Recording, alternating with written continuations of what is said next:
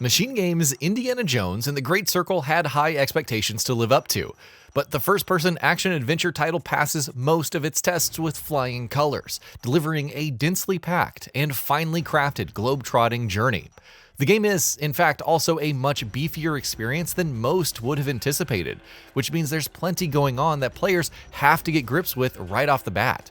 As you dive into the Great Circle's swashbuckling offerings then, here you can find a few handy pointers that'll make your time with the game a little bit smoother. Careful! Look at that.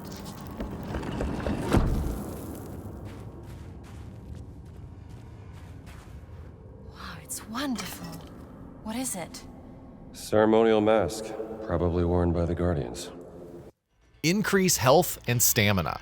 You start out Indiana Jones and the Great Circle with a fairly limited number of health and stamina bars, though thankfully there are ways to change that. Scattered throughout the game's multiple semi-open world maps, you'll find collectibles in the form of dozens of medicine bottles. These can be handed in to specific vendors found in each map in exchange for increases for your health and stamina. Fortify your health and stamina. You'll be picking up a vast variety of items that you find scattered in environments as you play through the Great Circle, and a good amount of it will be food that you can store and consume. We can't oversell its importance. Eating food items fortifies your health, essentially acting as armor on top of your base health, while eating fruits and vegetables does the same for your stamina. Our advice is to keep both fully fortified at all times, and keep your food supplies topped off. Reveal collectibles on your map. Each of the Great Circle's multiple semi-open world maps is densely packed with a vast variety of collectibles to find and pick up. And though you can, of course, simply explore the map organically and find things yourself, which is a ton of fun in its own way, you can also make things easier by a significant margin if you want. In each map, you'll find vendors who sell pamphlets that can reveal the locations of those different kinds of collectibles. We would recommend at least purchasing pamphlets for books whenever possible, since that tangibly affects progression and gameplay. Unlock Lucky Hat. Speaking of books, though there's a vast variety of them to find and unlock skills with, one in particular that we'd recommend prioritizing at the earliest is Lucky Hat. It's one that you find pretty early on, and it's difficult to miss. In a nutshell, Lucky Hat gives you a second shot at life if you're ever on the verge of death, as long as you can crawl to your hat and put it back on within a limited window. So make sure to spend those adventure points to unlock that skill as soon as you find the Lucky Hat book. Make full use of melee weapons. Unlike MachineGames' past output, Indiana Jones and the Great Circle is very much not a first-person shooter, even if it is primarily a first-person game and does allow you to use guns. That usage, however, is highly infrequent, and more often than not, combat, if you do engage in it, will be melee-based. You can, of course, use your fists in brawls, but the best way to deal with foes is by using melee weapons.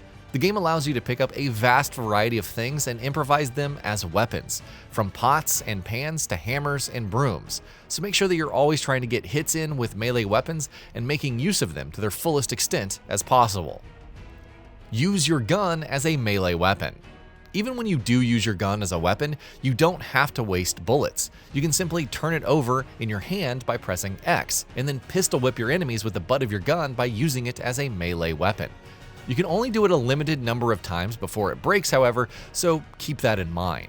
You can do this not only with Indy's own pistol, but also any firearm that you pick up in the environment. Keep repairing weapons. Melee weapons can only be used a handful of times before they break, which, as we mentioned, includes your guns, if you're using them as melee weapons. Thankfully, scattered throughout the game, you'll also find repair kits, which do exactly what the name suggests. Make sure that you keep using these kits to repair your weapons, melee or otherwise, because you won't always find things lying around in your surroundings that can then be used as weapons. Time your reloads.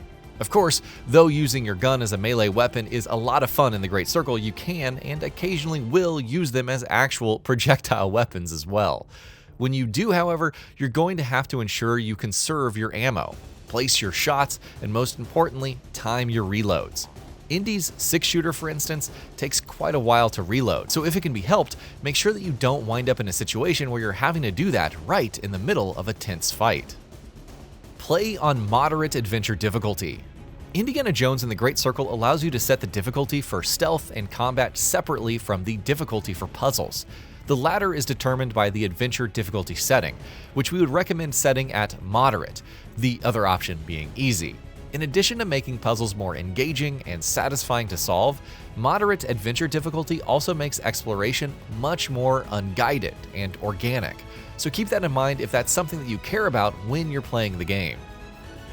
Pay attention to NPC chatter. Written by one of the scholars from Institut de Gite.